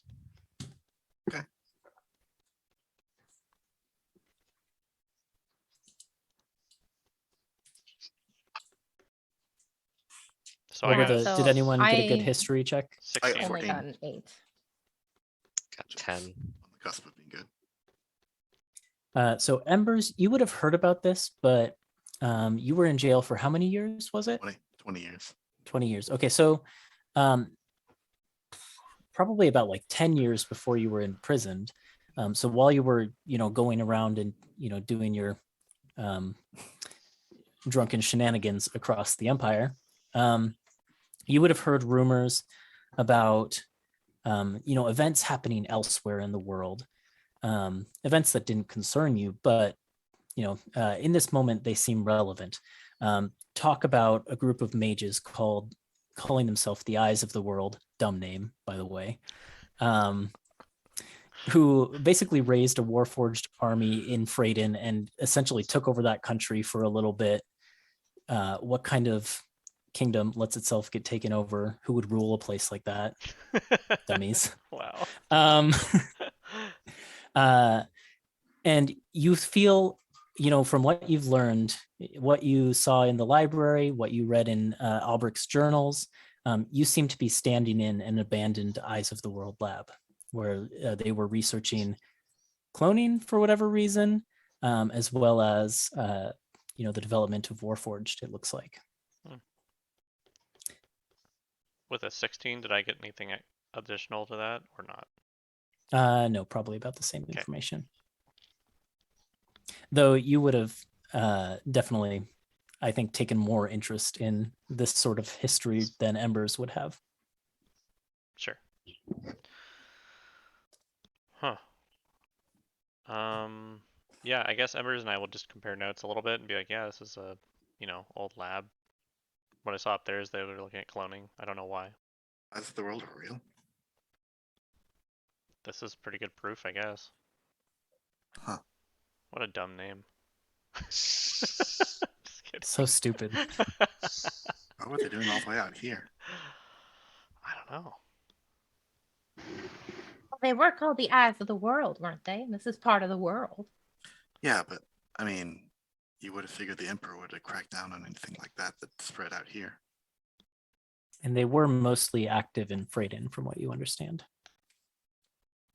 I think you both of you probably would have heard that their leader, Orin Greymantle, no, Orin Grey Ward, something. It's Grey something. Anyways, he was from a city in Freydin called Ravenmoor.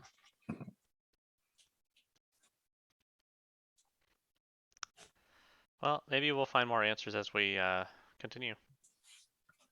Is the door that I'm next to open? It does open, but it is not open at the moment. It's not locked. Oh, I'll open it. Okay. A ritual cast detect magic again. Just while everyone's poking around. Already a firebolt in case there's something hostile. So it looks like most of the pipes channel into this room, and basically in the center of this room and taking up most of it, there is a vat of this liquid-like substance. It doesn't move quite 100% like a liquid. It almost looks like it has a bit of a gelatinous nature to it. But it seems to be piping into the rest of the chamber. And there's a sign kind of on the vat itself that says, Primal Nexus Energy Reservoir, danger, do not touch. And it looks like, though all the pipes for this facility are coming from this location, it looks like there is sort of like piping in the wall over here that comes from somewhere else. And it looks like it comes from below, from what you can see in sort of this like transparent vat. What's that mean, Rook? What is Energy, primal, whatever. So does this liquid look like the other liquid in the other room, or is it different? Yeah, it definitely does. So I touch it. I don't touch it. Can I tell what it is? Roll an Arcana check. Okay. Oh, that's not bad. That's a 19. You know right off the bat, it's not a liquid. Sorry, this non-Newtonian fluid. That's what I meant to say. Yeah, it's not even necessarily fluid. What it seems to be is like elemental cold energy Okay. that has taken like a semi tangible form, so that it can be used here. Okay. Interestingly enough, it reminds you of something from back home.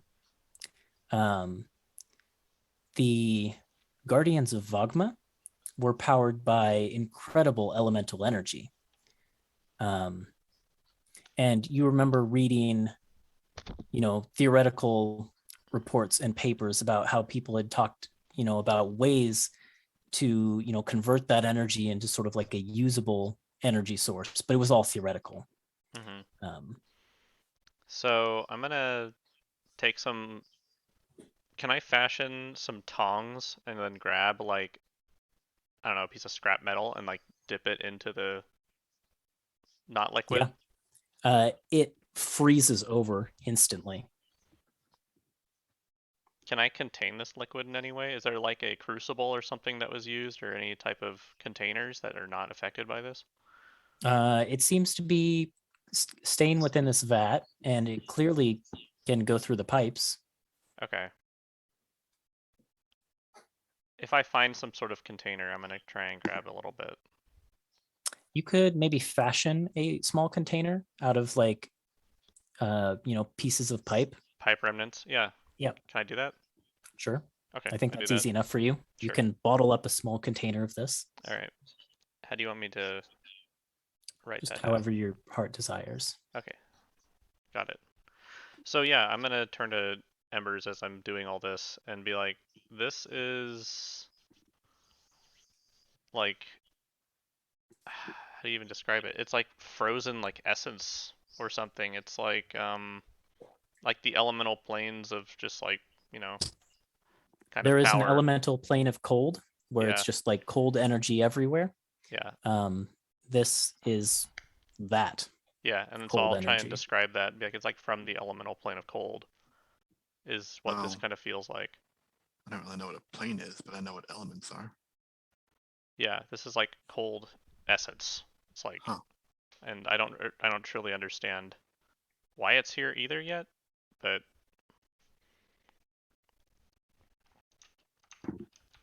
What's that that thing back in the other? Is that like one of 5 people? yeah, although bigger, but yeah. Am I picking up anything with detect magic? I was just about to get back to you. Mm-mm. In this room, no, but as you kind of look up at this gallery area, you catch sight of something magical glimmering from up there. Great. I was gonna kind of take a stroll through the office library area too, while I have it up. Nothing really. It looks like the library was probably cleared out of most of the research materials and definitely all of like the magical items. So nothing really catches your eye in here. And I'll just mosey on over to the gallery. Okay. Let's see. This door is unlocked too? Yes, that door unlocked. The glimmer of arcane light comes from. Where did it go? Oh, right. I wrote it up there. There is a small object underneath the desk in there that seems to be emitting the faint arcane light that you see. And it's like wedged back there, partially behind something. Can I tell what kind of magic it is? Abjuration. Okay. Tuppence, can you come up here for a second?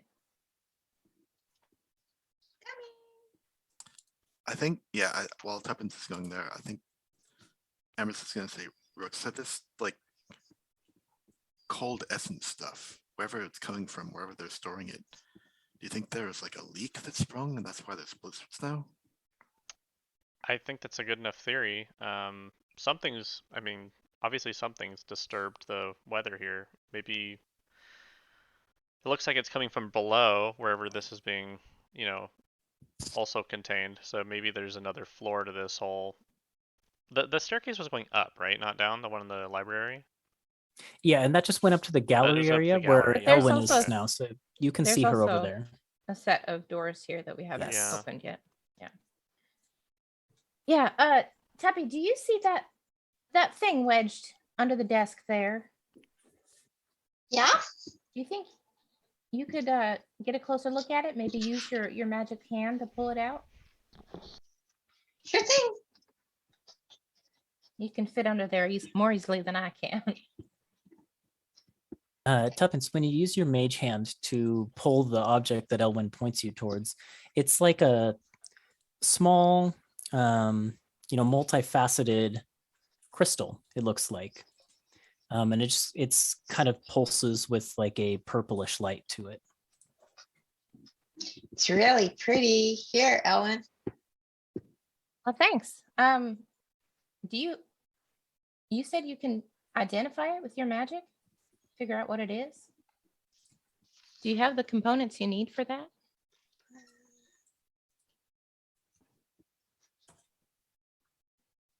$100 gold and an owl feather. I Yeah, should that's be able something. to. Well, I think you actually You actually will need the to buy a pearl, right? pearl. Yeah, I didn't remember that. Oh, a pearl. Yeah. Okay. You have the funds. You could probably buy that. When we get to Fimir, maybe. Yeah. Easy enough. All right. Well, thank you. I'll take it from her, I guess, for now. Just put it away. Don't know what it is or what it does yet, but we'll check it out later. What should Okay. what should I mark it as in my inventory? Just purple crystal, something like Purple that. I don't know. crystal. Okay.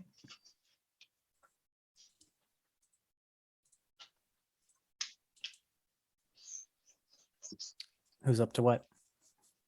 What's that con doing? Looks like chilling with Torin. Yeah, we're just hanging out. You know. Mm-hmm. All this is a little bit beyond me. I don't understand how all this could exist beneath the church without anybody knowing it. Yeah, this is very strange. I don't like it. Are the militia still in the ladder? Is everything okay? They would have come down, but it's kind of narrow spaces down here for like a large group. I think they'd ask whether you want them to like try and stick with you or what they should do. I mean, maybe have like a couple of them with us, and then if we need more help, we can send one back as a messenger to relay information. And we can post just one try or two and- of them with the cylinder just in case. Yeah, we can try and hold this room by the cylinder and make sure nothing else, comes out of here if you want. Sure. Otherwise, I guess we can go to that room south of the library. Yeah, we still have more to explore down here. Oh. Oh, Uh-huh. Look at these two lovebirds. Oh, yeah, what's happening here? You open up that set of doors and basically come into a room with a whole bunch of like strange devices. Like it looks like there's a set of fans here and here. There's like a pile of random spare parts here. There's a like it looks like the torso of a Warforged kind of on top of a table here. And then just more piping that seems to connect to the back of the wall here. This room doesn't seem to have much of a unified purpose to it. But at the back of it, you can see these big metal doors. And next to the metal doors, let me check my notes.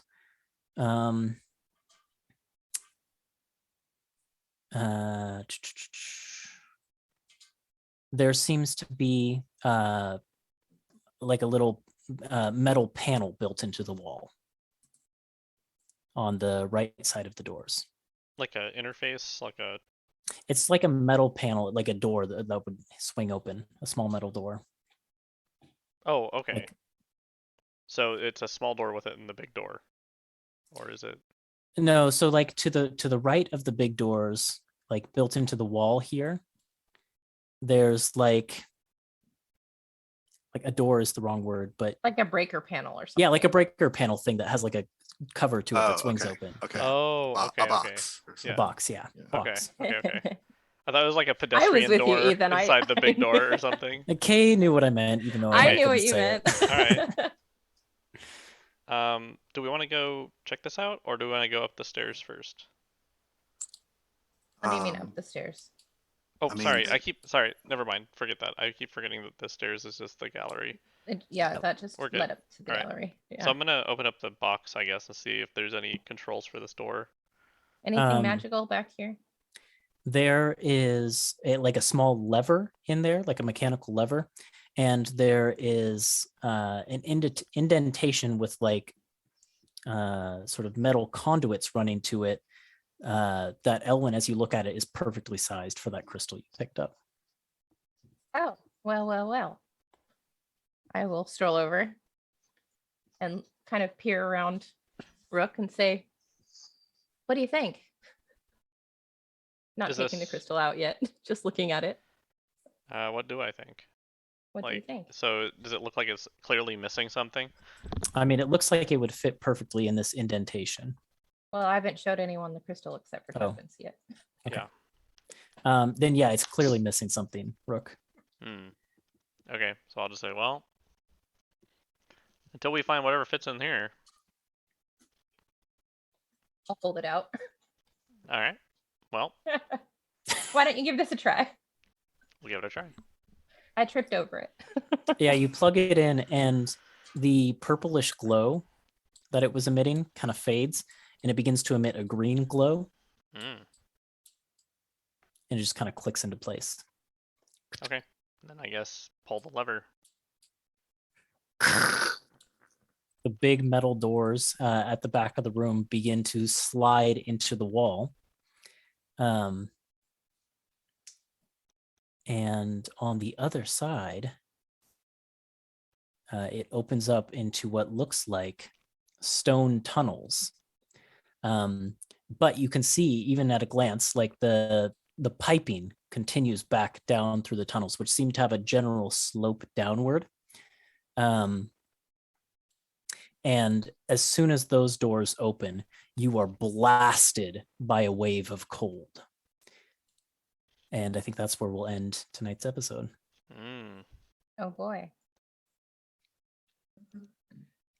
So thank you all for playing. Yeah.